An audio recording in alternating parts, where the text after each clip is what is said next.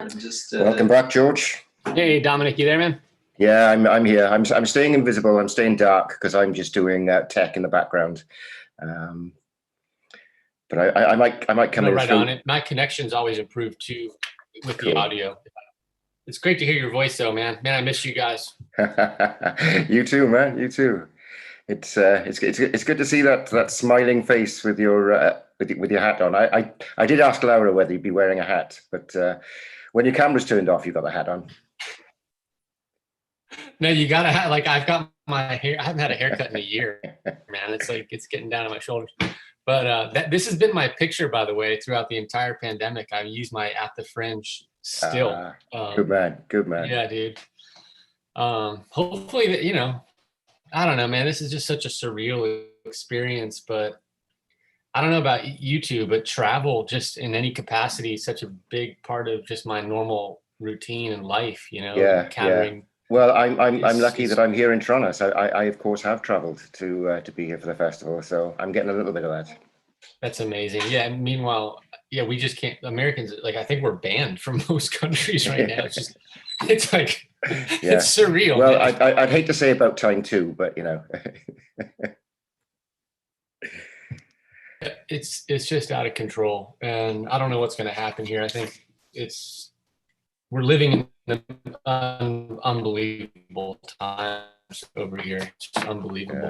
Yeah. Okay, brother. Well, I'm going to go dark, and I'm going to hand you back to Laura. Okay. Copy that. Hi. Yeah, I wanted to ask you something. So we're good. Yeah, please. You said that you wanted to show some videos, and I was thinking, are you imagining to just send the links and then people will be able to watch them later, or you wanted more that people would have watched them in that moment? Depending, so probably maybe a little bit of both, but like I've been doing this so I've been teaching these classes online, and it's been such a positive to have these breaks of talking. So I basically made these lectures that are videos. So like there's like a 5-minute one, I'm looking at them now, 5-minute one, a 6-minute one that I use to break up the talk, but they essentially are animated talks. And it's just a chance for, no matter what people's technical, like if their connections are rough, they'll get the lectures perfectly through the videos. Yeah. So I'll send a link in the chat, and then like for the 5-minute video, I'll say, let's reconvene in 6 minutes or whatever. Okay, George, do you need to test that you have the ability to screen share then? We can test it, sure. And you know what? Can I just send you a link right now just to show you what I mean? How we'll try it. Yeah. But that's a good idea, just to do a test.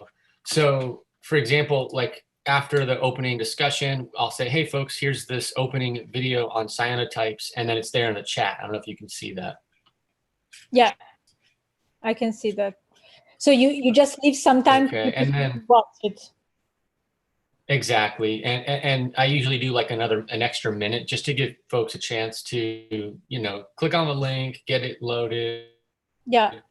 And not feel rushed. And then when we reconvene, we discuss the video. And it's just been a way to break up the 90 minutes, or in my teaching, it's like 2 hours. It's like that whole Zoom fatigue thing. It's so true. It's just so hard to be having these conversations over the computer and, you know, all the logistics of it. So you will explain to the participants then, George, that they should keep their eye on the chat for links. Yeah. For sure. And that's, you know, that's a really good point too. Some of the folks who know, we got to check in on people's experience level. For some people, maybe this is one of the first Zoom sessions. For other people, maybe they know way more than I. You know, it's like, that's a really good point, just to, you know, and Laura reminded me that if you think I'm like going over something too fast, but I mean, I was thinking of that too. It's going to be a broad range of, you know, different people's connections. Like, there's so many variables that just keeping it flexible, as you said, I think is critical. Yeah, definitely. And we were thinking maybe at the beginning, we can just have a small chat, just the two of us, just to make it a little bit more informal and not just presenting you in a formal way. So I can say that we met we met in person last year, and you were coming to the festival by accident somehow, and we screened your movie, and then now you are again with us. So like just explaining the background of our meeting, which is also somehow interesting. That sounds so perfect. I mean, it's true. Like my connection to the festival, y'all are my favorite festival in the world. I mean, that's like no joke. I love that experience was transformative. And Shit, George, I haven't started recording yet. You're gonna have to say that again. I was just gonna say, don't sweat it. When we start, I want to make sure I also say some words about the festival my experience last year, and it was just so transformative, Dominic. I mean, we were there together doing it. I mean, it was mind blowing, and I mean, this is so hard, but I hope that this can be something on a semi-regular basis. I'm dreaming maybe every year I can hop on a plane again. Who knows what's going to be possible, but yeah, what you guys are doing is incredible. It's absolutely incredible. Thank you. Yeah, it would be great. Yeah, to have you regularly. Let's see how much we will be able to move next year. For sure. For sure. Sorry? No, go ahead. I'm sorry. No, for sure. I mean, also for us, it would be great to have it live again, because of course it's good to talk online, but it's completely different to have the event live. Yeah, and I mean, I hear you. Where like at least there's this, but this is so hard for everybody to varying degrees. Is just dealing with the depression, anxiety. I mean, people we're working with today could have family members lost to the virus. It's, you know what I mean? Like we're always in the moment of surviving a global pandemic. I mean, we're in the middle of the trauma, so we can't even fully reflect on it yet. I mean, I've had students with the virus, students whose family members, family members who, they've had friends that have passed away from it. I mean, it's just, we're still in survival mode in a lot of ways, in some ways, depending where you are in the world and how you're experiencing it, Yeah. Yeah, let's see how it goes.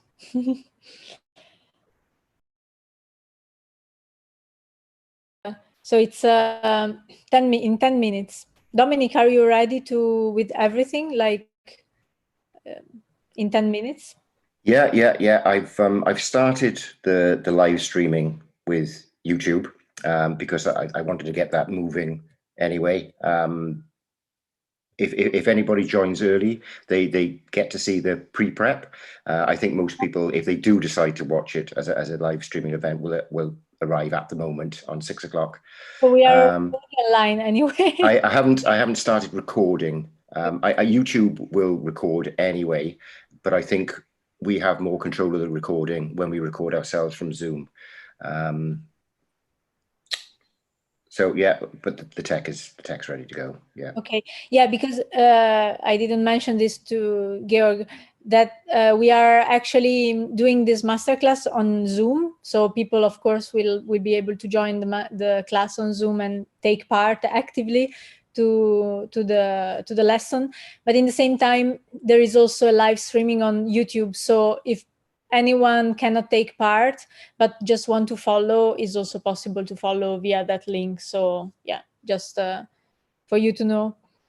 And then of course for us it's much better if people will decide to take part of the class, because it can be much more interesting to have an exchange. But let's see.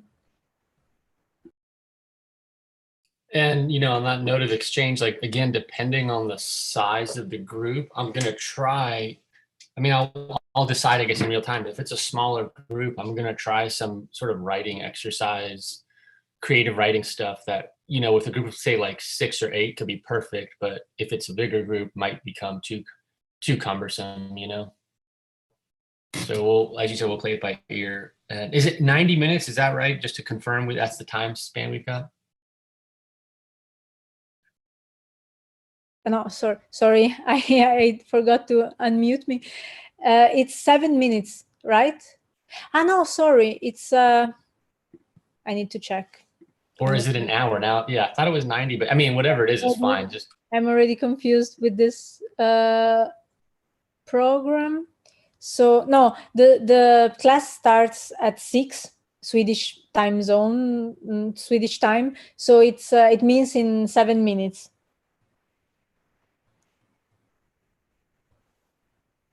Okay. 90 minutes.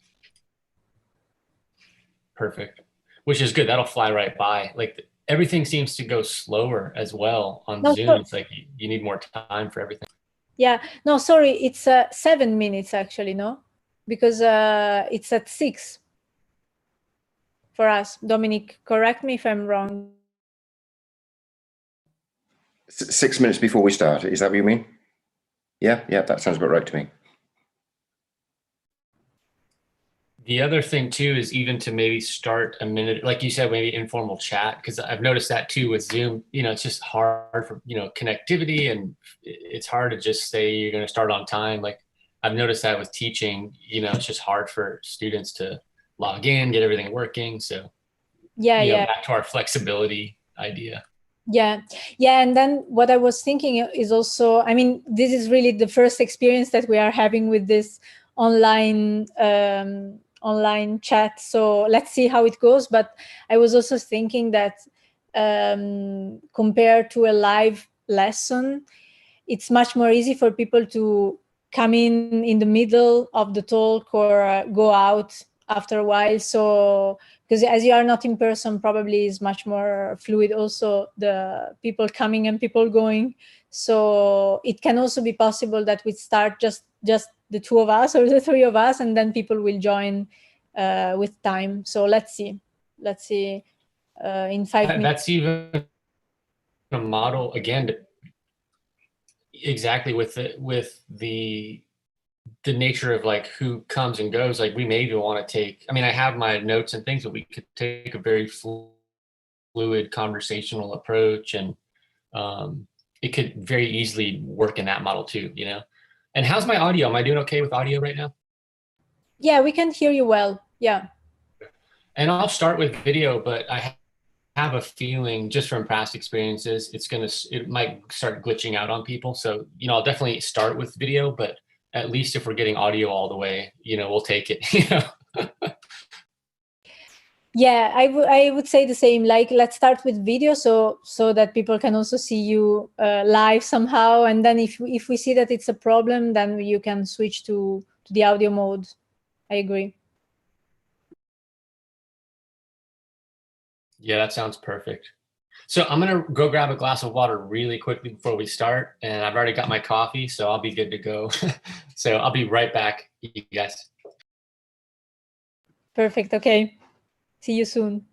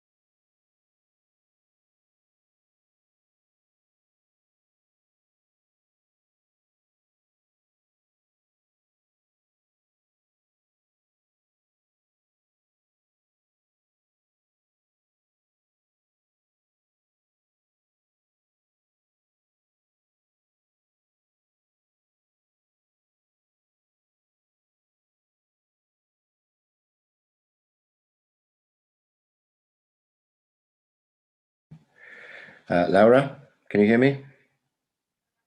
Yes. Yeah, there's a lady called Alacia is waiting to come into the into the meeting. Shall I let her in, or shall I just wait until George comes back? I'm back too. Let me go full live here. Okay, well, I'll let this lady in. You know, you will see her, obviously. I'll mute her, and then I'll start recording, and you guys can start playing it with your informal thing. Perfect.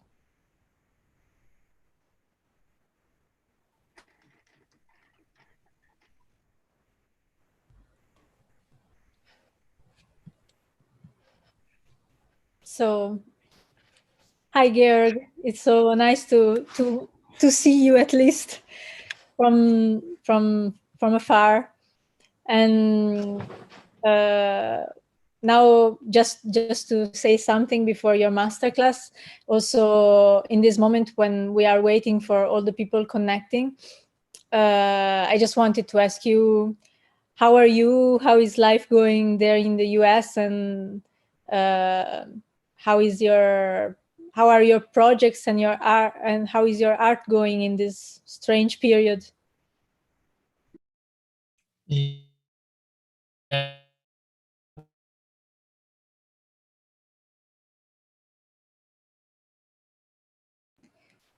You are blocked for me.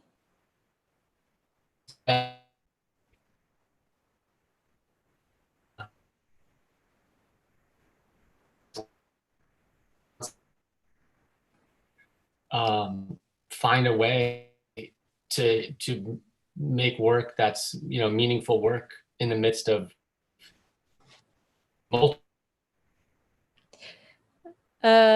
Sorry, Georg, I'm not receiving you very well. Maybe. Oh, how weird. I just lost my connection. Did you lose me for a minute there? That was so wild. Yes. Like, it crashed, but came back. So, all right. Yes, but it's always like this at the beginning. We need to, yeah, as we said, if there is a problem with the connection, you can take out, like shut off the video, and we probably will be able to hear you much better. Let's try. That sounds good. Was my connection pretty laggy there a minute ago? Yeah, now we can hear you well. Yeah. So maybe what we'll do is if and when folks come in, I can go back to video just to do a perfect. You know, so they know I'm not a robot, and then I'll go back to audio. Yeah. So yeah, I asked you how are you, but I forgot actually to to present you a little bit. Georg is a filmmaker from US, and we had this very sort of magical encounter last year during the festival. He was one of the filmmaker who sent his film to the festival, and we selected his film, but we were not expecting him to be here at the festival. And actually, one morning, this strange guy entered in Cultivera, and we discovered that he was the director of one of the films. And it was really good to meet you. It was a surprise, and since the first moment, we understood that it was not just your film that was interesting, but it was also like, oh, there is another person live who just arrived to follow you, Georg. So you can go to the other computer. Okay, so it was so nice to meet you, and it was very clear that we were on the same page on the interest for such a experimental and informal way of dealing with watching films. And so we remained in contact. We were actually planning to have a real live masterclass to this edition of the festival in the summer, but of course it was not possible. And we decided to switch it to this online version. And now Georg is actually opening our program, our film program at this edition of the festival. So yeah, I leave you the word, Georg. You can you can tell us a bit about how you are living this strange period, and then you can enter in the core of the lesson. And thank you again for being here. Laura, thank you so much. And even first, just to speak to last year and the encounter we had at the festival, and I guess why it was such a transformative experience. You know, like I said to you before we started, I'd hoped in some way, you know, I'm dreaming, but anything's possible, that this could be an annual trip. Because what I found so radical about the festival was this, and sort of speaking to my own creative identity, was the merger of these different forms of poetic writing. There were fictional writers, there were nonfiction writers with filmmakers, and meaningful connections, not just, oh, there's this and that, there's together. And that was so, again, it just spoke to my creative identity, like I had found a group that was, you know, pushing the boundaries. I remember the opening night, a poet jam that I think, Dominic, you were facilitating. That blew my mind. Just incredible performances. And then to meet those folks and see them at the screenings and have these discussions, you know, I guess at its heart, that's what the purpose of a festival is about, to bring together. I mean, also you had people from all over the world. Like, you truly brought together an international group of filmmakers and artists. So yeah, I mean, that's just my short preamble to say, you know, with absolute gratitude, it's so wonderful to be a part of this festival, to be included in this community and facilitate this, you know, conversation today. It's an introduction to it. It's funny, you know, like you called it a masterclass, and you know, that's very kind. I almost would call it a disaster class. I think that's the more appropriate term for what's like. I'm perfectly qualified to teach a disaster class. I'm like living in a disaster, you know, and I don't know that I'm going to bring you any special expertises necessarily, but if ideas and questions, and I think in a collaborative spirit that, again, the festival embodies, like, hopefully this will be really productive session and space. And I was going to actually ask Laura if we could start with introductions from the participants. I see Stephen, and I know Alicia. I'm so glad that you're here, Alicia, and such a huge, as you know, a huge fan of your work. And then Laura, there's one more participant, is that right? That is live or in with you? Yes, actually, there is Osa. She's from Tranas, and she's the only live participant, actually. So yeah, she's also here. And what I forgot to say before, because yeah, also for me it's the first time I'm dealing with this technological talk, is that, of course, because of the possible audio problems, we muted all of the participants, so you cannot participate with your voice. But if in any moment you have any questions or anything that you want to share with the others, you can write via chat, and I will Georg can read the chat, or I can also be the moderator somehow, so that we can make this lesson somehow more participative. So yeah, that's what I had forgotten. And also Osa, who is now she's in the other room. Probably she will connect, or she's watching from Dominic's computer. I don't know, but she also can write there. So she's following as well.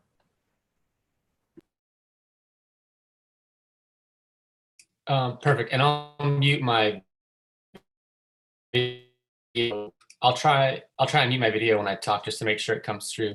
And I guess as folks are introducing yourselves, like, I'd love to hear also about if you're a creative practitioner, poet, artist, filmmaker.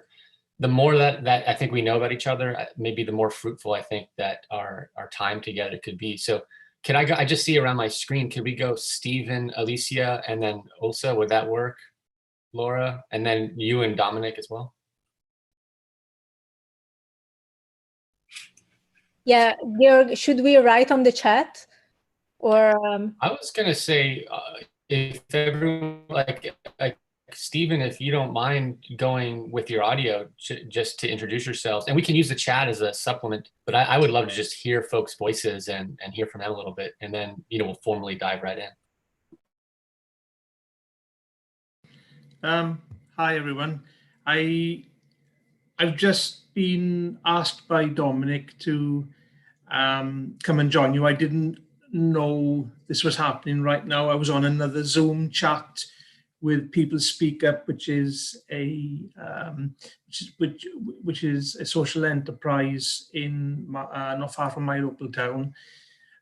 So Dominic asked me to come on. Yeah, I'm from Southwest Wales in a town called Carmarthen. I know Dominic well for the last year and a half. I joined his Poems and Pints in Carmarthen town. And ever since I've been trying to film and write. I've been writing poetry since I was 9 years old. So what I'm doing this year is I'm going to actually put some film to my poetry. And the first one I'm going to be doing is a filming at a Celtic burial ground in West Wales. That's in the county of Pembrokeshire. And then adding my poetry to the filming where the Celtic burial ground is. And I'm going to be creating my own vlogging site called Creative Lobster Vlog, and that's going to be my beginning of doing my own filming, adding poetry or maybe stories to the filming. So I'm quite new at it. So yeah, and that's how I came on. Yeah, Dominic just gave me an email about 10 minutes ago, have another go to join. So yeah, so I'm newly fresh on here. So yeah. Stephen, I'm so glad you made it. Any friend of Dominic is a friend of mine for sure.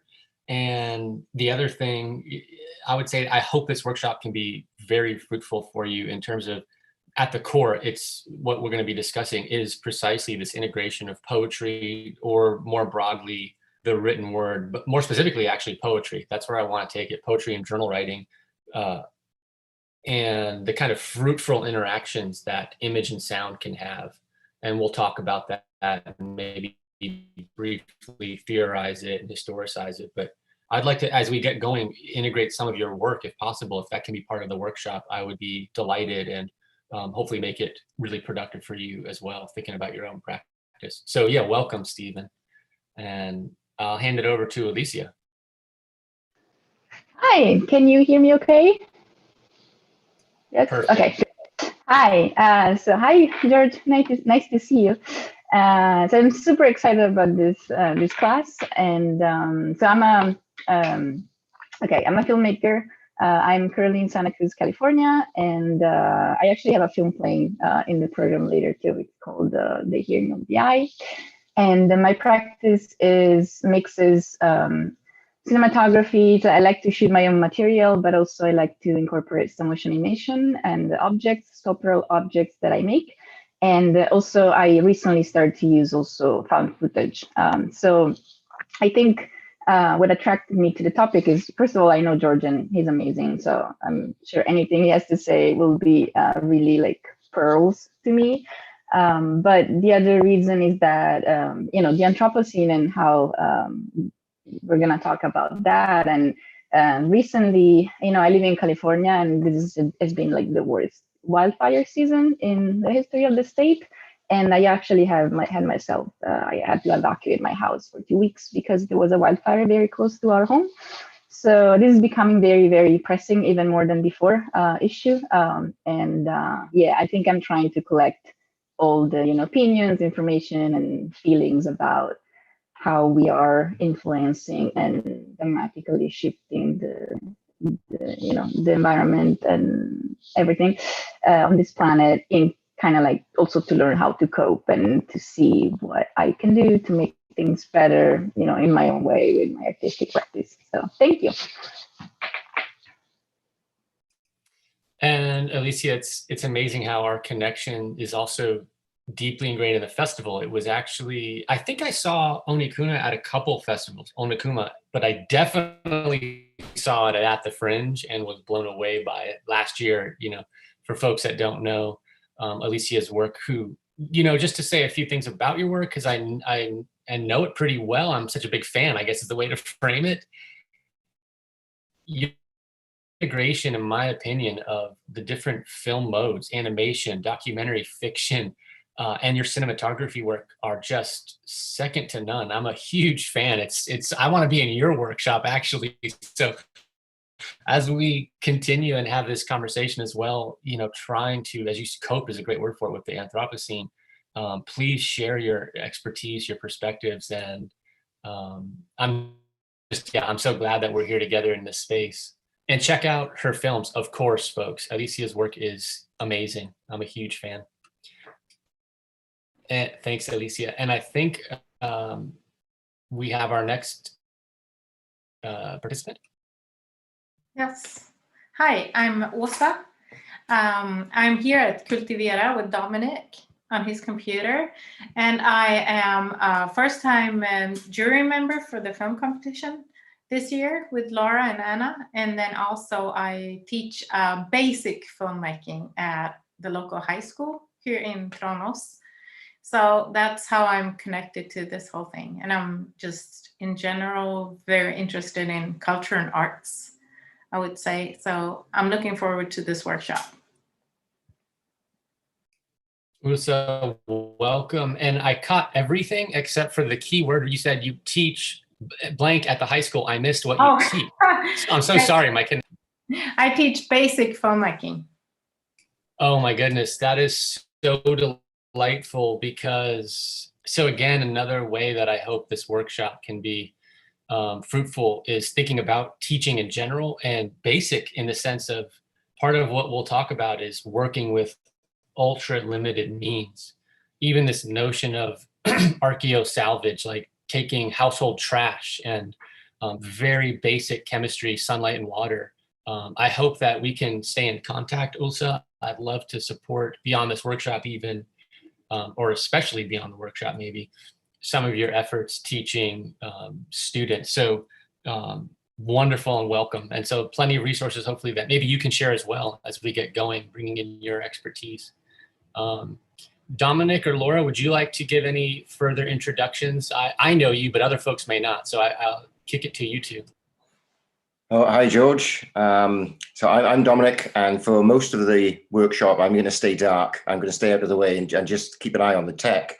I'm a poet, as George knows. We met and we kind of collaborated on on a project during the festival last year.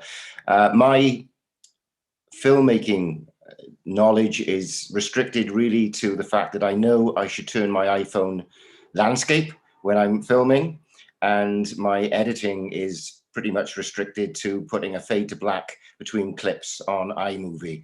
So that's about it really. And I think I'd like to expand my filmmaking knowledge, even if it's just using my iPhone.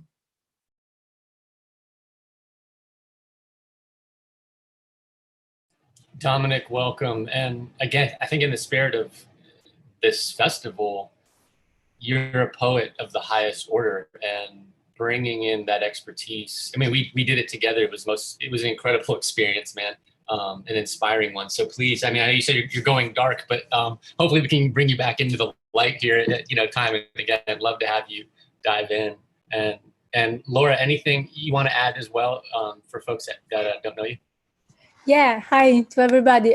At first, I wanted to say that I'm so glad that Alessia is here, because also, I mean, I was not expecting it, but I also am a very big fan of your films. So thank you for being here. And for those who don't know, Alessia is also a veteran somehow of this festival, because she was selected last year with Onikuma one of her films, and she's again inside the selection with another film that you will be able to see, I think tomorrow. Now, sorry, I am the one who did the program, but I'm totally confused about but she's tomorrow or the day after, and the films will be available online for the whole week. So for those who are here in the chat, but also for all the other people that will be able to see this recording, please go and check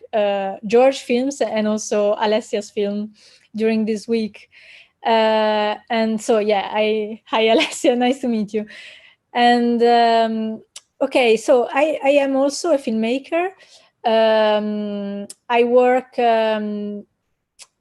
my practice is really mixing a lot of genres. So I'm also interested in this, and that's why I liked so much Georg's films and Alessia's films as well, because I found in their practice the same way of experimenting with techniques, genres, and not being somehow stuck in one format.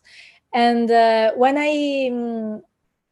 I got to know the people in Cultivera, the organization that is behind the whole festival, we got along very well, and they proposed me to do something related to film inside the festival, which is a festival that was born as a literature and poetry festival. And so as a filmmaker, I wanted to learn. So to learn from other filmmakers. So I thought, what's better than organizing a festival and be able to watch a lot of films of other people, of other filmmakers, and select them so that I can also learn from others. And that's why actually we built this film festival. And yeah, we decided to make a focus on experimental films and video poems, because we felt there could be a connection.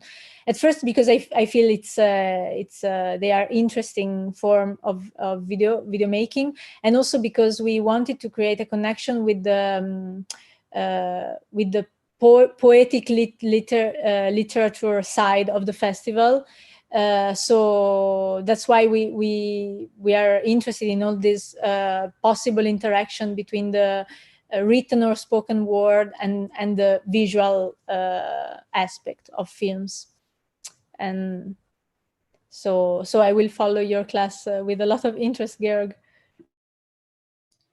Laura, thank you. And thank you again for hosting and facilitating. And I'm so glad we're here together in the best way that we can be, digitally or streaming. So let me first say a few things about maybe my desire, goal, purpose, shared, and hopefully it will become a shared one, and a formal introduction to the class. I mean, my personal feeling is I would love, a goal for me would be to create some connections here together, a community where the work that you're doing, whether Ulsa, it's you in the classroom teaching, Stephen, you as a poet, filmmaker, Alicia as a visual artist of the highest order, Laura, Dominic as a poet as well, Laura as a filmmaker, remain in kind of contact to support each other's work. And that's community beyond the 90 minutes. Like, we're here together, this is real, but I would love, it's a sort of an aspirational thing for us to stay connected on some level where we could be supporting each other's work, sending drafts, asking each other questions. For me personally, having those kinds of interactions is synergistic and all based on a level, people sharing perspectives, ideas. I'm also, I should say, as I guess an introduction, so I'm a filmmaker too. And also I teach filmmaking, and I have to say my students are, in many cases, some of my best teachers. There's something just deeply inspiring about the interactions, right? There's something, and also synergistic. So I hope we can maintain those connections beyond the session. As for the session, I'll just sort of introduce the core pieces and then go a little deeper, and then we'll let this organically happen, and I'll kind of explain the format. And if at any point you have a question or my connection breaks up, maybe use the chat to say, hey, I missed something. I want to make sure we're all together on this. So super briefly, there are basically 4 elements that we'll talk about today in this context of archeo-salvage filmmaking. One is the cyanotype process, very basic photographic process, which we'll talk about, and I'll show you how to do.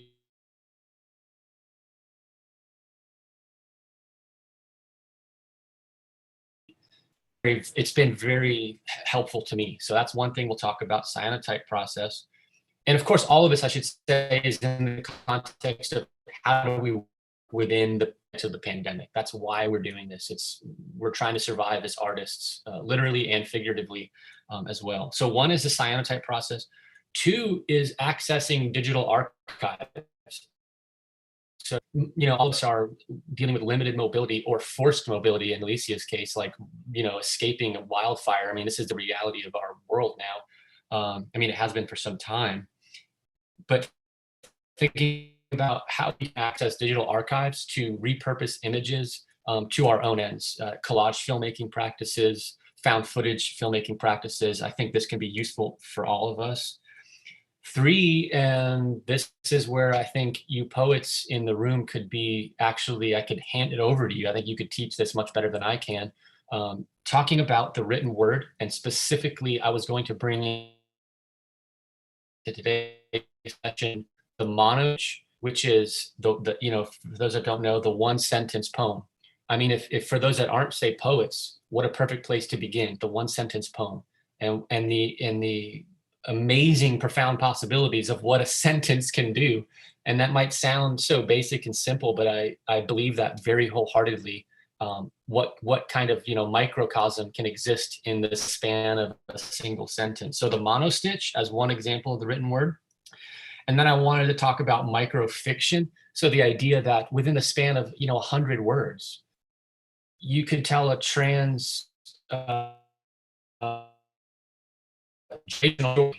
so in thinking small, and yet in that smallness, this constellation of possibilities. So the microfiction, the short fictive work, and then that's part of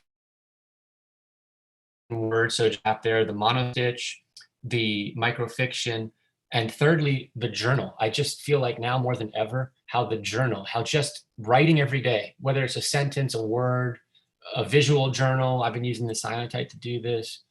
That in and of itself can be an act of resistance towards any number of these entropic or negative forces in the world, the dominant discourse narratives. Keeping it can be even a revolutionary act to say, no, this is how I see it or how I feel about it.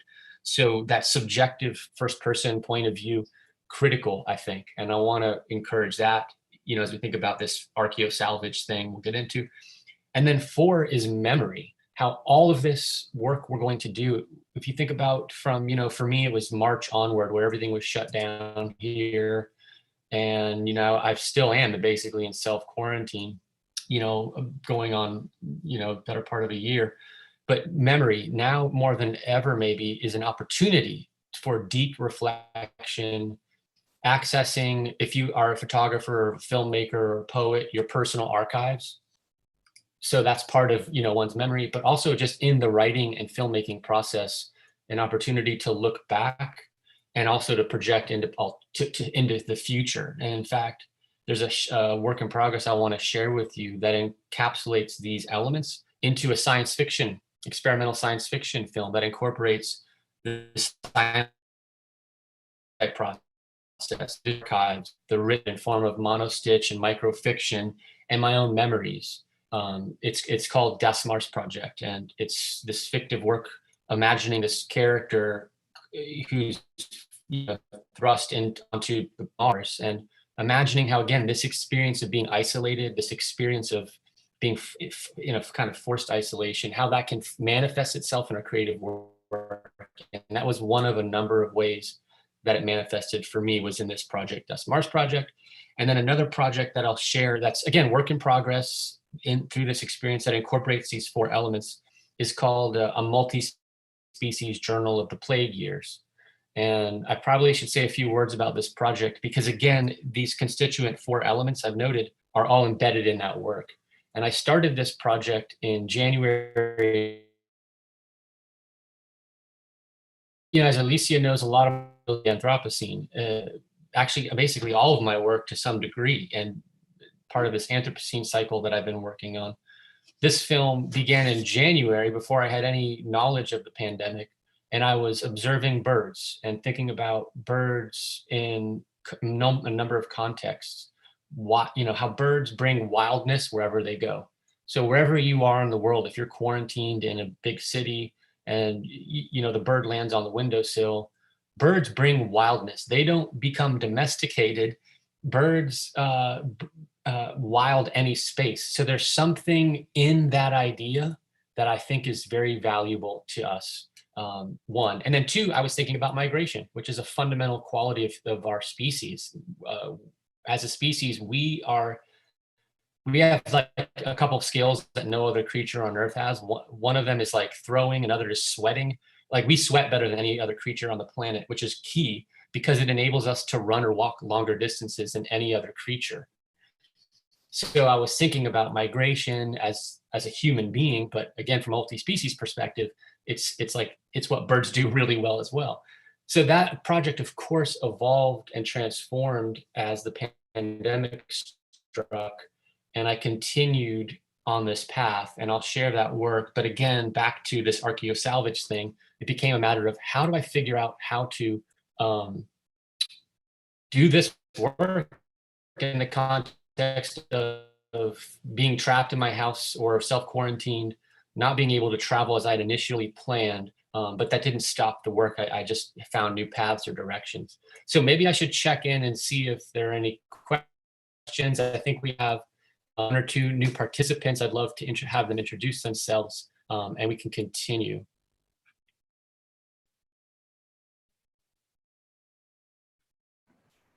Yeah, for those who connected. Maybe could I ask Alicia Ribalta? Sorry, for those who just connected, we did a short presentation of ourselves just because we are a small group, and it can be interesting to know which is the background of everybody and which are the interests that everybody has.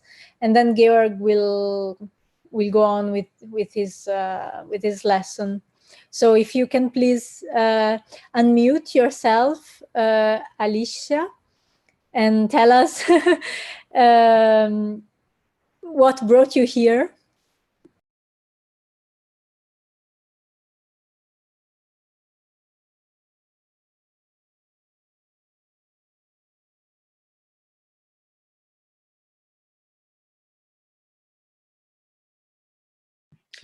Hey, Alicia, can you unmute yourself and say hello?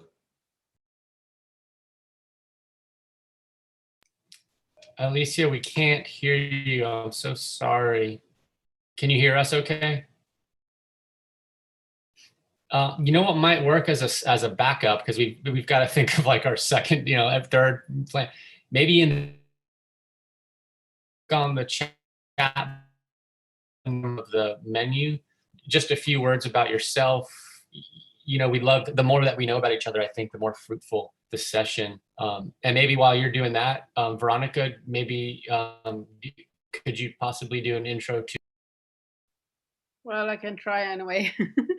I just saw this on Facebook and I didn't know anything about this, but I think it's suitable for me because I'm self-employed and I do a lot of different stuff. So I'm kind of interested, but I have so much to do here. So the whole kitchen is full of everything. So I cannot show myself anyway right now. Sorry.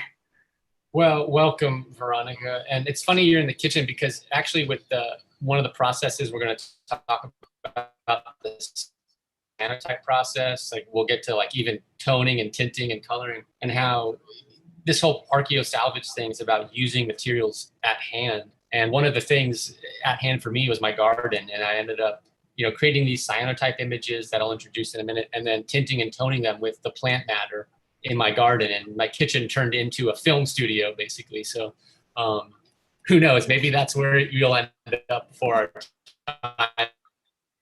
The strange thing is, I don't know. Alicia and Veronica. Yeah. Go ahead. I'm sorry. I don't know if this gentleman is in close to my town in Tranås, or how did I find you? I don't know. Everyone speaks English here. This is so radical. This is what's so amazing. And I never even mentioned it, so that's a really good question. I'm in Wilmington, North Carolina, coastal North Carolina in the States. So about 6 hours time difference from you all. It's 12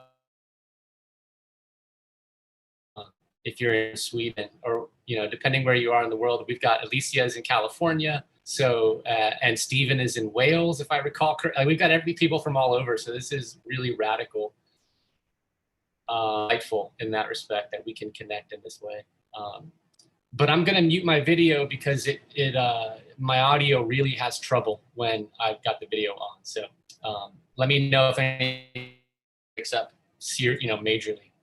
So right back into this Archeo-Salvage thing, I thought I'd pose a couple questions, and then I have these short videos that I've made, everybody, that kind of function as, because we're online, they're like breaks from the Zoom fatigue, but they also give you the crux of some of the things that I want to share. And then you have the links to use after the fact, like Ulsa, some of this can hopefully fruitful for some of your filmmaking classes for young students, So I'll share these as we go, but to speak about the Archeo-Salvage filmmaking process, like what do I mean by that, and what's at stake for me? This whole process that I've been kind of working through and figuring out myself is a direct response to the experience of living through this pandemic, thinking through an art practice means, and so it's all about a direct response to the experience, the subjective, what is it like for each of us subjectively to go through this experience, but then also, again, with limited means and mobility, what's possible. And then channeling this experience into audiovisual work. I mean, that's just, I guess you'd say that's part of my creative identity. I write and I make films. So I, imagine my creative identity revolves around poetic writing, and maybe you'd say essayistic writing, journals that become part of films. And then as a filmmaker, cinematographer, editor, what have you. So these are the two big questions that I want to pose. And then we'll riff on and talk about and weigh and just see where we go with them.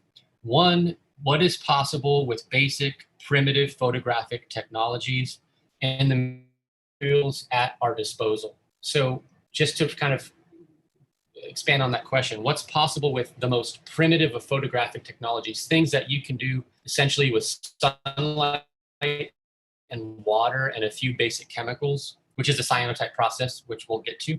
And then when I say materials at our disposal, I mean, like, sometimes in my case, trash, like cardboard boxes and dead plant matter that I normally would compost. Like these materials at hand, how can they be repurposed and salvaged, for lack of a better word, into our visual art practice? So that's the first question. And the second one is, what's possible working from our individual space and nothing more? So consider that as it's a major restriction, right? Which restrictions are a valuable part of art practice, right? It's like you don't use all the colors or all the words, you restrict yourself to the stanza or green and red or whatever, right? So we have a restriction due to the pandemic. What's possible working from one's living space and nothing more? So, and at some point I'd like to turn these questions to you. In fact, we can start now if there are any intuitive responses that anybody would like to share before we continue.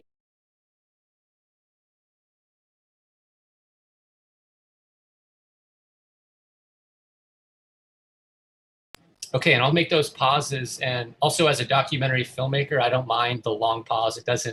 I know it might be uncomfortable for some, but I love the long pause, and you get to see if maybe there's,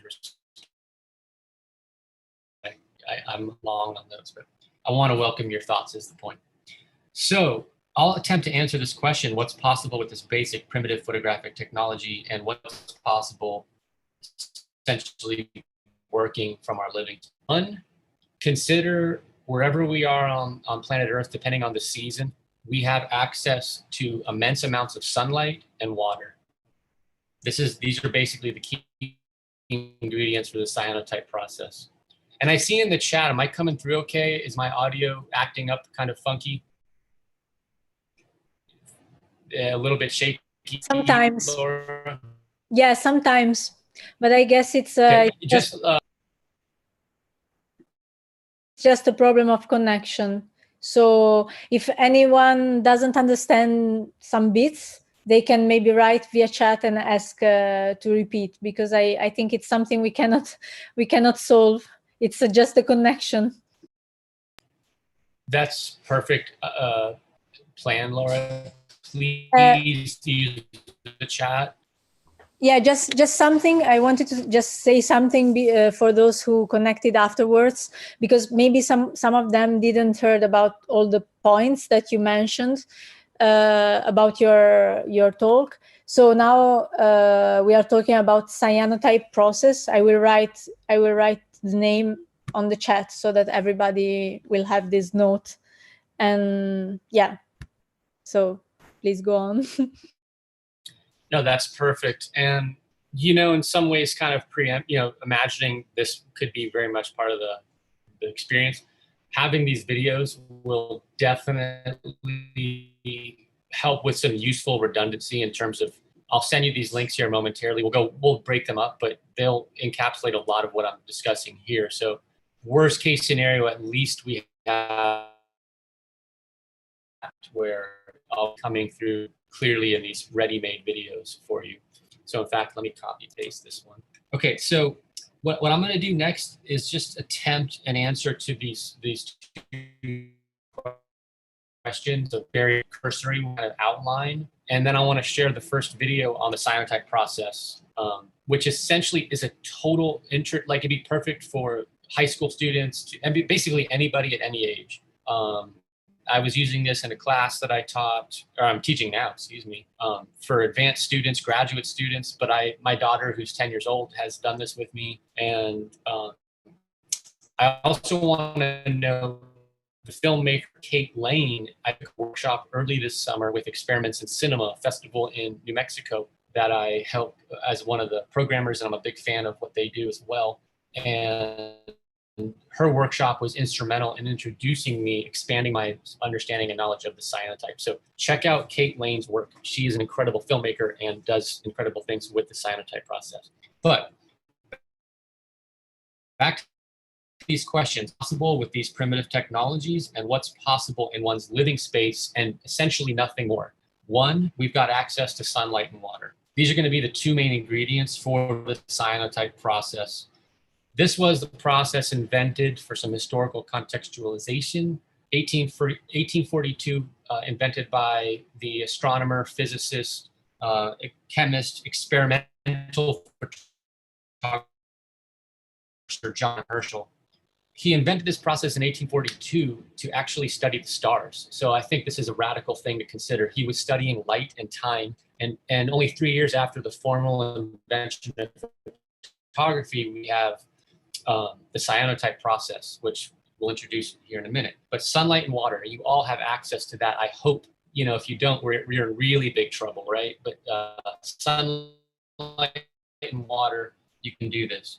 Two, access to digital archives. Today, I'm going to give you some resources so that no matter where you are in the world, presumably if you're on this meeting, you've got an internet connection, you have access to basically, and I don't mean this hyperbolically, the entire human history of moving images and still images and art history. So actually, we can subvert this whole problem of trapped in our homes and say, no, we can actually access the entire scope of human history in terms of audiovisual art practices and repurpose those images, repurpose those sounds.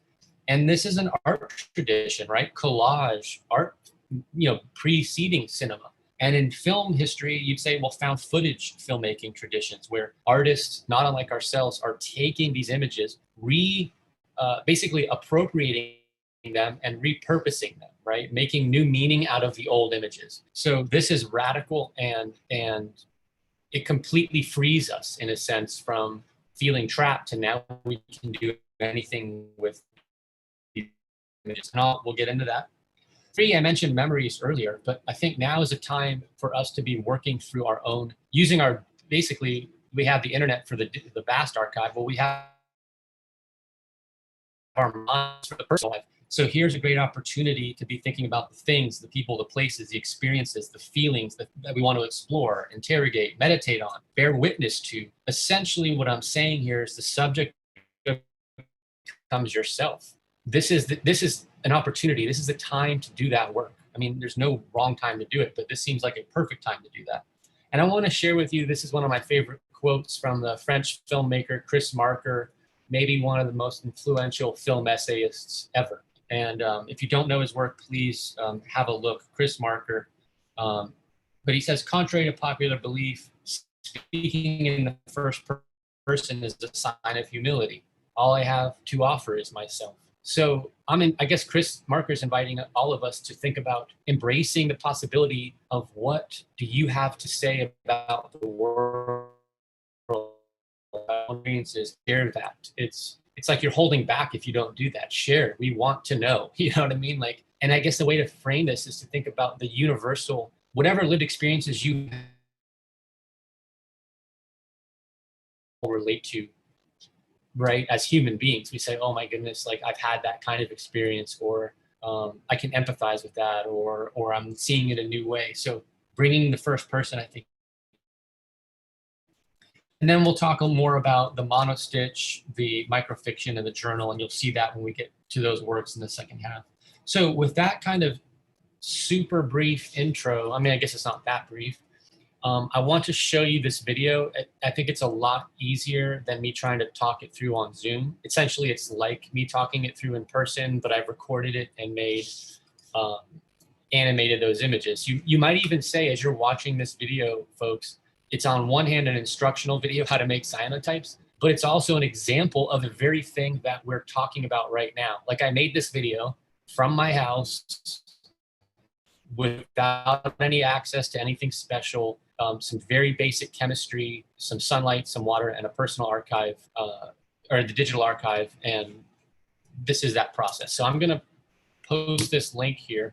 Oops, I just sent it to Dominic. Let me send it to everybody. This is a 6-minute, 5.5 minute video, give or take. Why don't we reconvene in about 6 or 7 minutes? I would just make sure your audio is muted so that you know, folks that are listening to the video just get it not in stereo, but the one channel. So I'll give you all 6 or 7 minutes, and then we'll come back and discuss. Does that sound good? Wonderful. And I'll be here on the chat if you need me.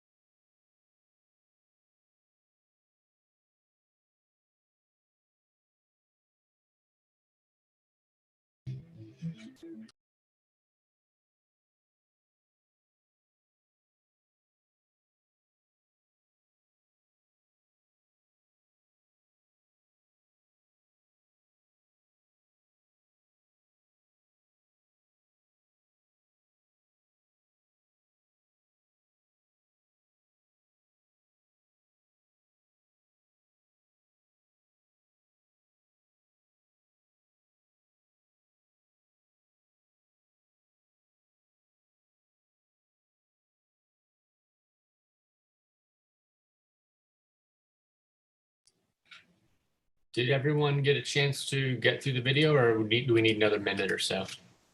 I saw it. I think, yeah, I think time was right.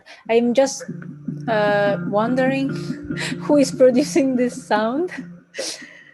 I think someone is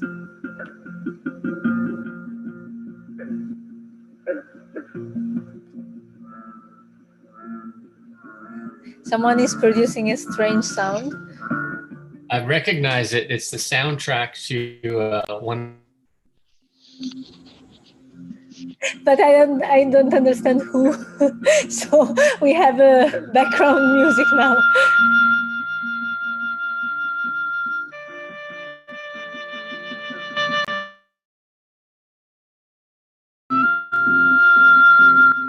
Dominic, are you understanding where is this sound is coming from?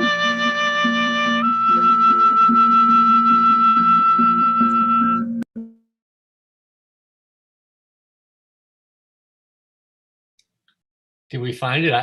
Yeah, sorry, it was me actually. You know what happens? It automatically plays the next video, or just goes to some. Yeah, sorry. But it was surreal because I recognized the soundtrack, of course, from one of my films. Yeah. But I was like, am I playing it? I can't even tell. But wonderful. No, this is part of the fun of just online workshops. Exactly. But did everyone? Yeah, no sweat, no sweat. Did everyone get a chance to go through the video? Should we dive back in together? I think everybody was able to watch it, but if anyone has had any problem, you can write. And the other thing I should say as well, when we're done with the workshop, I'm going to post here a PDF for you that has all of the links to everything and more that we're going to touch on. That becomes a resource, hopefully, to build off of for what of today's session kind of resonates with you. So first, any questions about that first sort of intro to the cyanotype process, and then we'll expand on it. Stephen. Was that Stephen? Yeah, George. I remember many years ago when I was in my last year in secondary school, we done a project on photography with,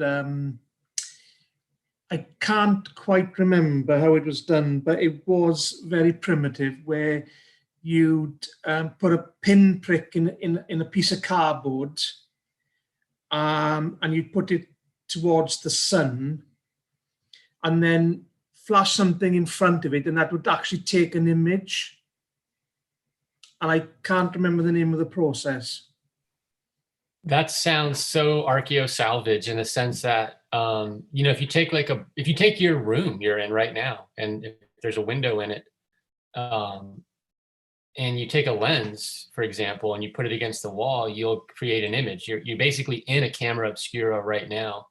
And that thing you just described is some variation on that theme, where, like a pinhole camera, you can take a box, right? And just like take a pin, pop a hole, and now you have a very small aperture, which is essentially, again, it is a camera obscura. You'll produce a perfectly focused image on the other side of that box, on the interior.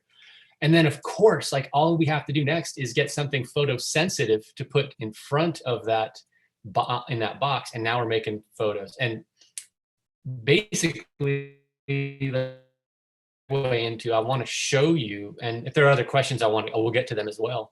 But Stephen, if you're into the idea of, you know, grabbing like a cardboard box, making chemistry, which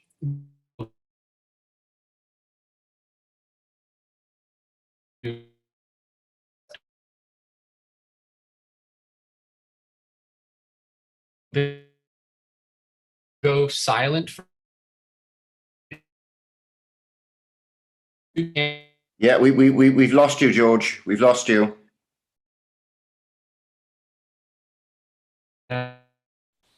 Let's see here. Am I gone? No, you're back. Now you're back.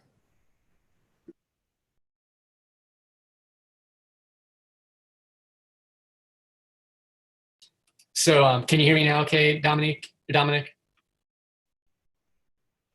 Am I gone again? We can hear you.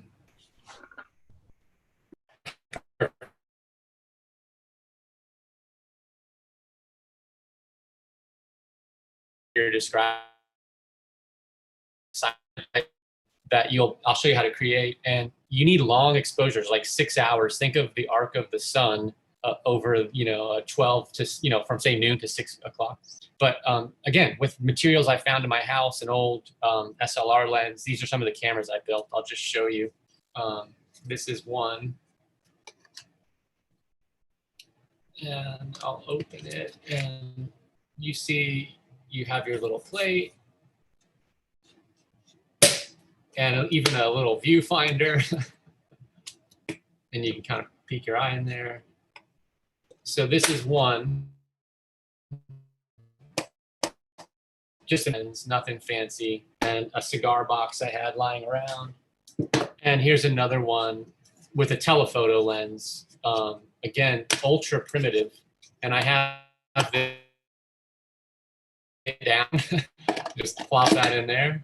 The pressure plate is this little clip is the to keep the paper affixed. And then just show, these are some images from that camera. So what you're seeing here, and by the way, can you hear me okay, or am I breaking up like crazy?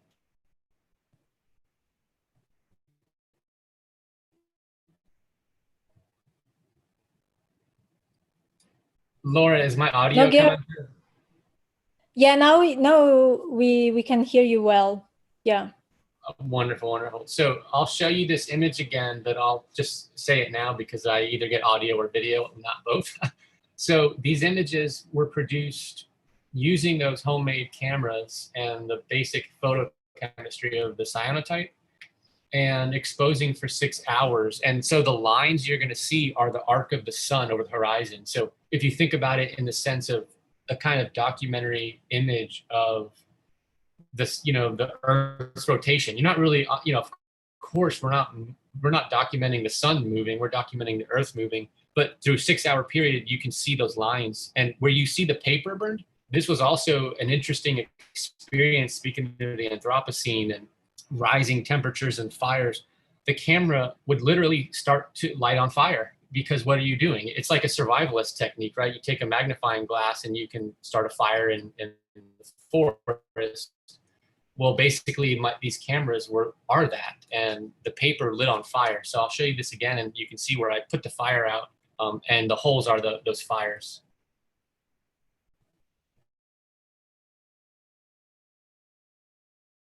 This.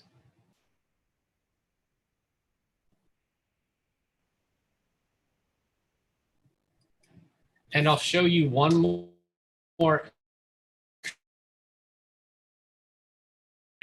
Make the chemistry, which I really want to encourage everybody to try. I really think for me, it's been one of the pillars of this Archeo-Salvage thing. It doesn't have to be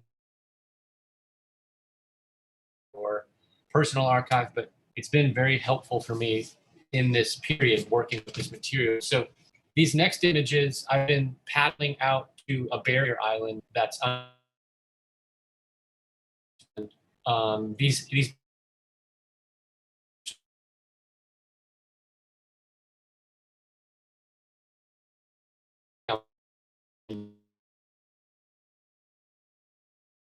happens, creating these channels, ripping out the plant life, and I'm sort of seeing the cliffs.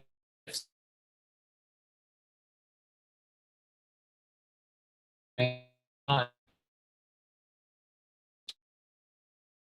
you think of millions of years weighed against the human time scale, like a lifetime. Like I can go out and changes. It's really uncanny and kind of horrifying in that sense as well. But what I've been doing is collecting some of the human artifacts, trash, and creating these images. So I'll just show these prints that I'm working through as part of this film series. One. And somebody asked, I'll just show a few.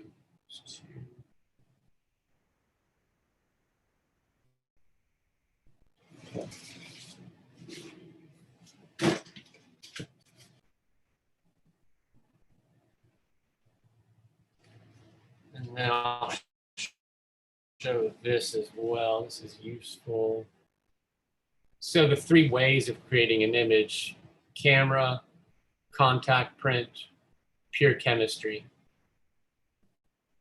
This is true of all photography in the whole history of photography. You can only do one of these 3 things, or combination, right? Camera, produce the sun, art, spark plug, a contact, just place object on the paper. And then this is just pure chemistry.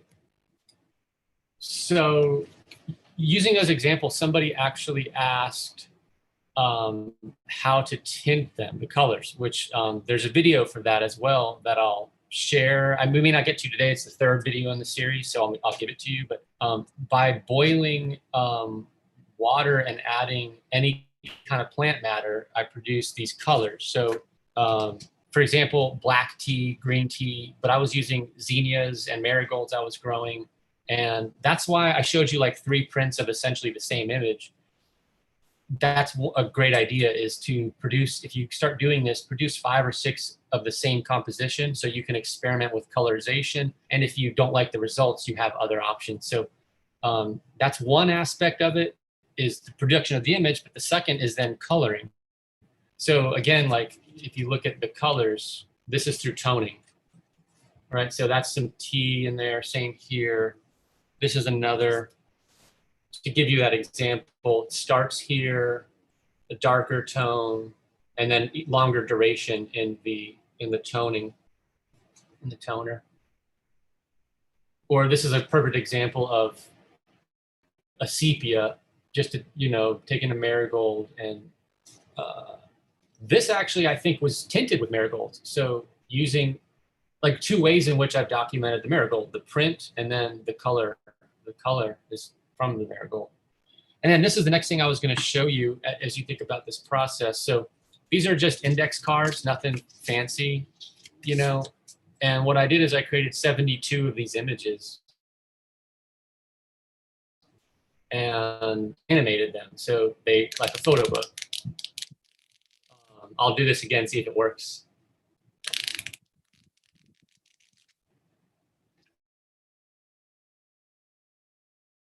Lost my mouse there for a second, covered in cyanotype papers. But so kind of the next step of this whole process was to make these images move, to bring them to life. And basically, that was like a flip book I showed you, but I did it as an experiment just to see how I could do it, even just on like experimental film in the scientific sense of the word experimental film. So I'm going to share with you in a minute here the animated version of that. It's only 4 seconds, but to show you the possibilities. And then the second video that talks, it's about 5 minutes, the actual chemistry involved in doing it. But before I do that, are there any questions at all actually about that first video, or just clarification things that didn't come through? I want to make sure I'm not losing anybody.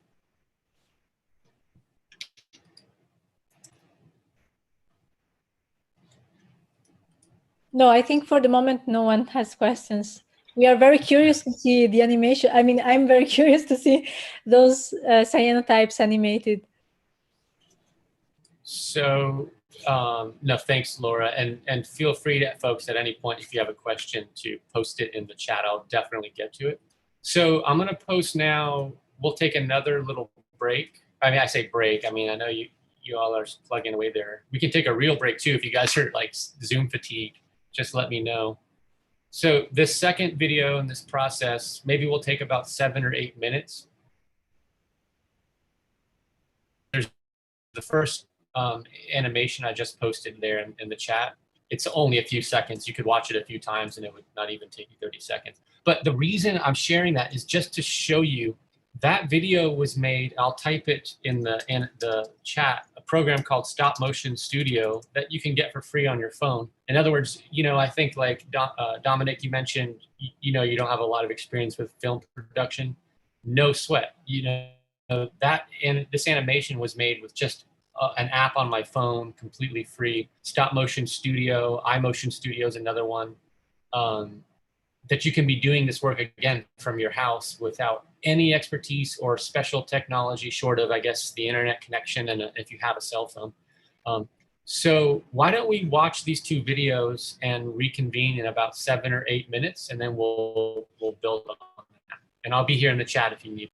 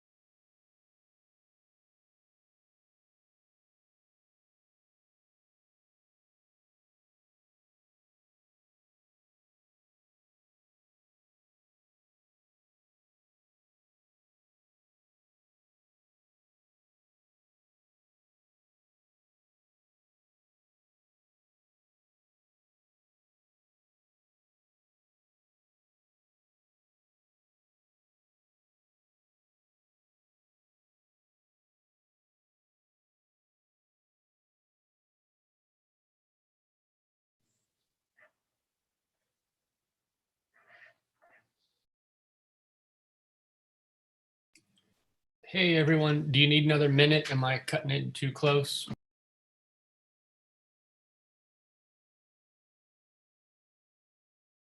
Yes, I would need just some seconds to finish the video. No problem, take your time, sorry about that.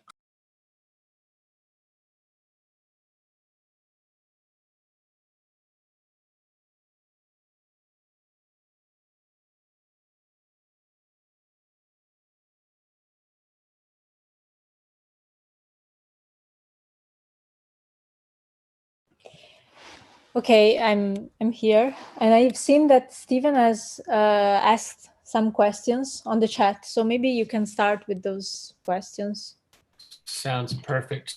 So, And Stephen, Alessia, and Alessia as well. Sounds good. And then if you all want to follow up with those questions, let me know. So make sure I get the answers, get them right. So the blotting paper, anything, I think blotting paper is super thin, right? Like if that's the case, the only challenge is in the developing, the paper's got to be just strong enough to withstand that process. So you could do it with absolute, gentility and it'd probably work. Watercolor paper is a great place to start, but people use cloth. Anything you can affix the chemistry to, it's going to work. I guess it's a total matter of experimentation. And then the question, mixing ingredients, Stephen, or is that Alicia's question, or Stephen? Just help me understand that question, and I'll try. I think actually it was a joke, right? Because Stephen was... Oh yeah, he was making tea, but actually, you were making. It's funny. You can use that tea, if whatever's left over, use it to tint and tone. No joke, right? Yeah. Sorry. Yeah, that's hilarious. So I mean. And I would use like leftover coffee grinds. I'll give you that third video. We probably won't have time to watch it together, but if you get into this process to tint and tone, I'd use the leftover coffee grinds because I didn't want to waste any coffee, but it still worked. It's just maybe you got to use more grinds. So yeah, any other questions before we maybe shift into the archive and then the last little video to kind of bring these elements together? So I have this file I'm going to give you. I think this is the best way to do it because we can talk about it, but of course you're going to want to do this. So I think what you need are the resources. So this is just like a starting kit. And again, the idea that we can stay connected, I think is vital.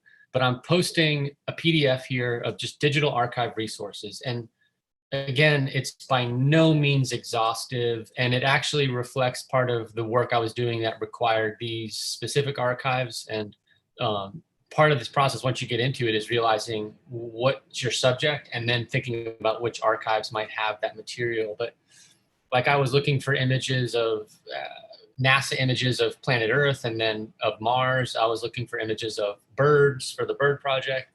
And you'll see in this PDF, these are the websites among many others. But I would start, if you're brand new to all of this, go to the Prelinger archives, which are on this document, and just start searching. Just pick a search topic that you're interested in, and you can download these images and then begin to think about repurposing them, images and sound. So you've got access to all of this right from your home. And then I won't go into the how-to of it, but just to say, if you have questions about how to rip the videos into, from online sources, there's instruction on how to do that in the PDF, how to record from your screen, these different links that provide instruction based on your own specific needs, how to take stills and screen grabs from a Mac, for example. So, for a variety of folks with different experience levels, like this can be a good cheat sheet. And again, it's just a starting point. But the idea, and when I show you this next video to show an example of how I'm activating those images, is you have access, right, from your computer to basically all of the images ever created. Then it becomes the question of what do you want to do with them. So, Georg, can I ask you a question? Georg? Yeah, no, at first I also wanted to welcome Dorina, who has just connected. So probably Dorina, I don't know if you will understand at which point we are, but we talked about cyanotype before. You can find some links in the chat. The cyanotype process is a basic primitive photographic process. And then now we switch to the second topic of this workshop, which is the use of digital archives. So Georg, what I wanted to ask you, because I know some of these archives, and I'm also very interested in this process of using using this kind of footage in films. I wanted to ask you if you know something about the copyright of this material and how to deal with this, like all this footage that is in this archive that you gave to us. Is it usable from filmmakers, or is it under any form of copyright? So that's a really great question, and an important one too, in terms of accessing these images. So the short answer would be, in the States anyway, and I think this is more or less international, the notion of fair use, which is to say, even a copyrighted image, which many of these images are open. So in other words, they are not copyrighted. For example, the NASA imagery, anybody anywhere can use them in their art projects without any special permission. But even a copyrighted image, for example, if you did want to use an image that was copyrighted, if you're going to repurpose it, in other words, use it to make new meaning, alter it in some significant way, it's totally protected under fair use. And as artists, it's actually, we need that. We need to have free and open engagement with images and sounds. I mean, I would equate it also to how like a scholar or journalist quotes, another person. You have that every right as an artist to do that. I mean, where you would get into trouble is if you just took someone else's work and then slapped your name on it, and then you go, well, that's plagiarism. But as far as accessing these materials and using them in your artwork, go for it. And I think it's not being an attorney or anything. I still say you have every legal right to do that. And, I've been doing that as a practitioner for a long time and don't expect any, because also the point is, like, if you're not even making money on it, there's no lawsuit to be had. You know what I mean? It's like someone could sue me for all the films I ever made, and I'd say, no problem. Have all the money they ever made. So go for it. As artists, I would totally encourage you to repurpose. I think it's necessary. It's part of the collage history, making collage art. You've got to find an original material and then reframe it. And then it's also a critique. Part of it's also being critical of these original sources, right? Sometimes that's absolutely necessary. So, right on, super, super important question. So I thought one, because we're gonna have to end rather soon, is to show you a clip of how I use the monostitch, the microfiction, the cyanotype, and the archive, and with these extreme limitations of working from, planet Earth, trapped in my house, I was somehow able to go to Mars, right? This fictional project. And that can be a kind of metaphor, but also in terms of fictional writing, anything is possible. In fictional filmmaking, anything is possible. I mean, you might say in art in general, you're limited by your imagination. And so using these restrictions to see what we can do. So I'm going to just show you this clip. Actually, I think I'll show you the clip from, they both do the same things here. They're two different projects I'm working on. This one might make more sense for us since we're only going to do one. This is the multi-journal of the plague year. And there's the password. Why don't we look at like 2 or 3 minutes? And actually, I should ask you, Loris, do we need to cut hard at 1 or 4 minutes? Because if so, maybe we. Sorry, Georg, I'm not hearing you anymore. Oh no, did my sound cut out? You need to wrap. Yeah, I think perhaps we'll cut this video, George. Okay, no worries. If what I'll do is I'll just send you this PDF, folks, that'll give you everything, to kind of practice this process and go on. Can you hear me okay though? Yes, now I can. So this is probably the perfect place to end then, is to say all the clips we looked at and more are embedded in this PDF that will give you the starting kit to do this process, to find the chemistry that you would need wherever you are in the world. It's easily accessible at a photography shop, online. Of course, you can just order online, and very inexpensive. That was part of the whole process. Is with what all you need is a couple bucks for the chemistry, and everything else you can find with rainwater and sunlight. Any final thoughts or questions before we?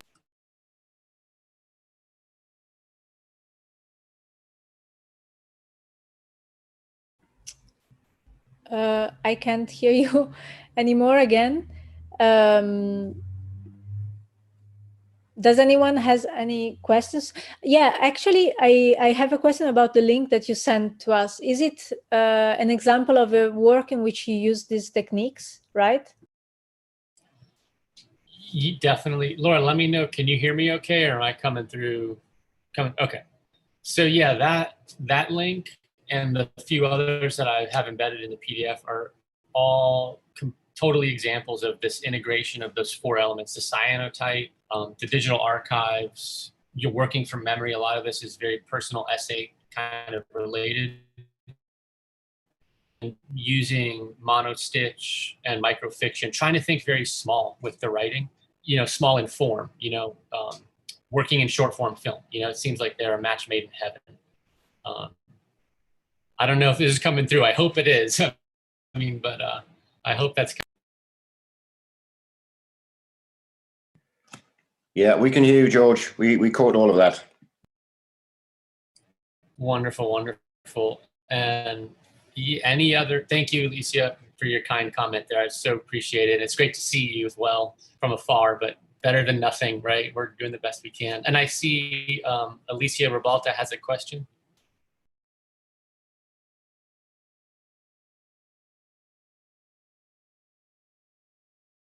I can't hear you, but if you put it in the chat, maybe that will be one way to do the question.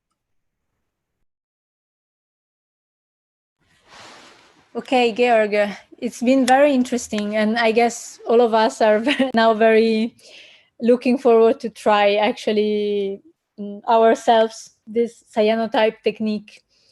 I think it can be, it's been very interesting because it's very practical. Like, you gave us very practical tips as well. So it could be also interesting if we remain in contact and maybe also share our trials and experiences with this technique, or with the use of the footage that we can find on the digital archives.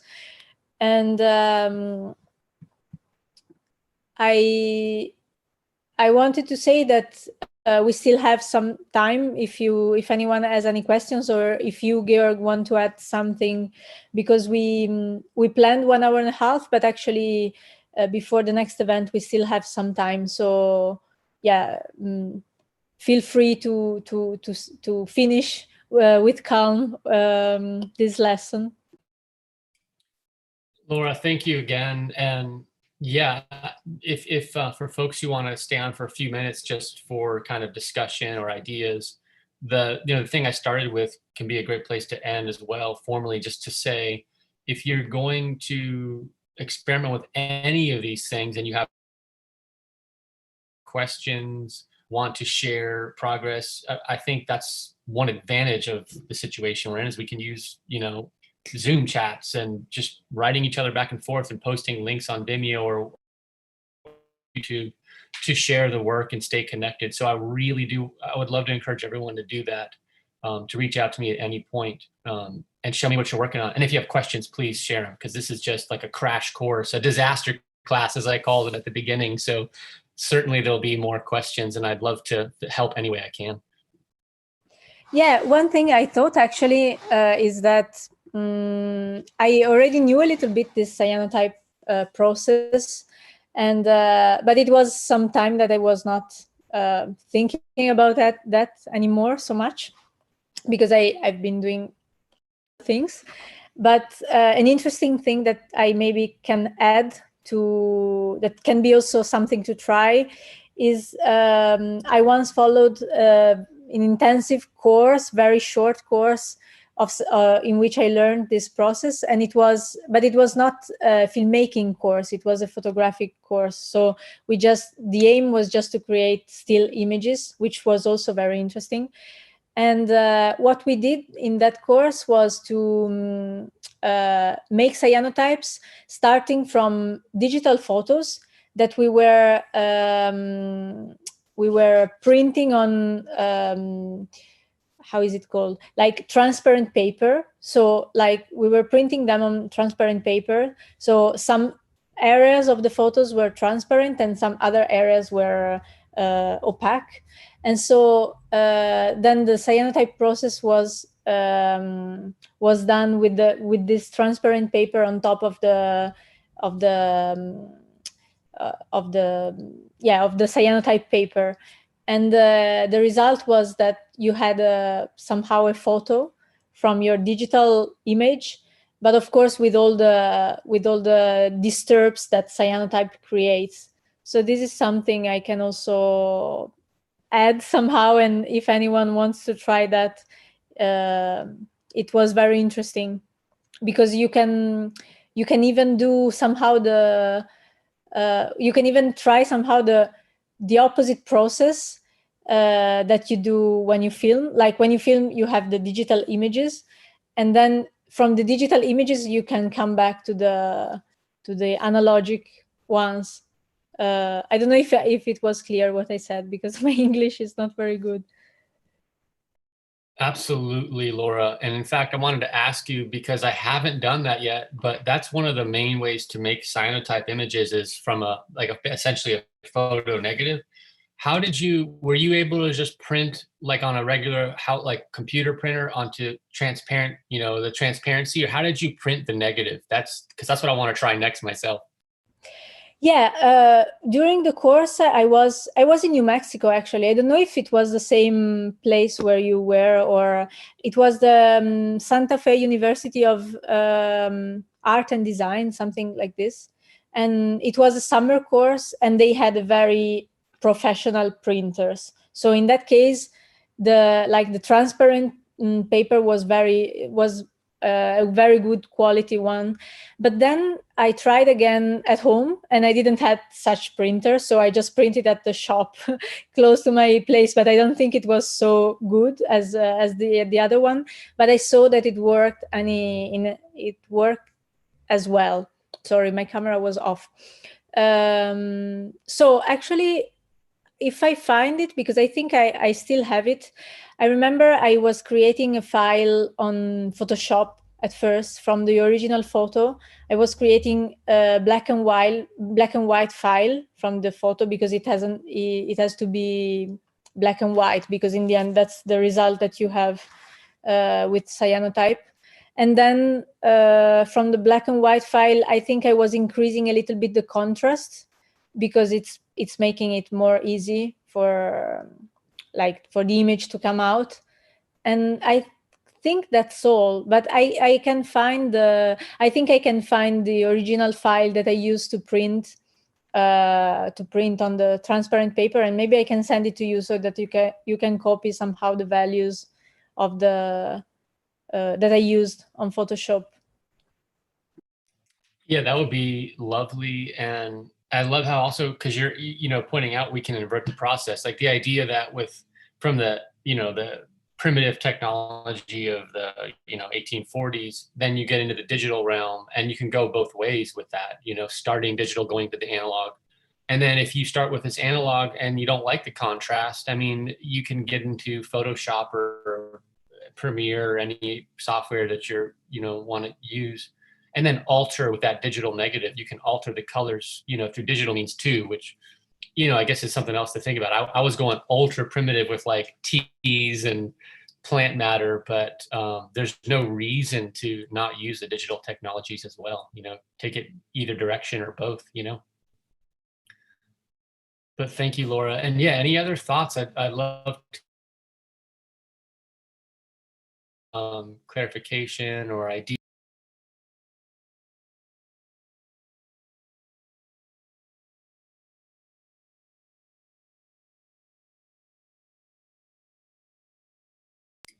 Well, thank you everybody so much for, diving into this process. And of course, Laura and Dominic for facilitating.